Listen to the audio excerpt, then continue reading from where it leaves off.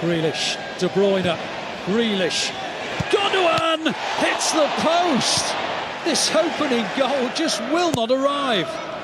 It's their first corner. It's their first goal. Talofyedov, sensation at the Etihad. They've not had a single attempt until now. De Bruyne floats it in. O'Reilly at last. All that pressure, and right on half-time, Nico O'Reilly with his second City goal. Grealish, De Bruyne, oh, he went for it, and Hazard tips it over.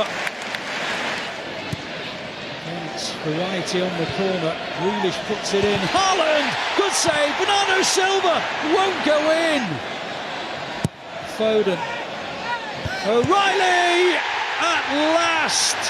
Quarter of an hour to go, and the pressure finally tells. It's another for O'Reilly. Now the flag has stayed down. Haaland, City to finish it. Saved by Hazard. Not over yet though. Haaland, De Bruyne. Now the game is over.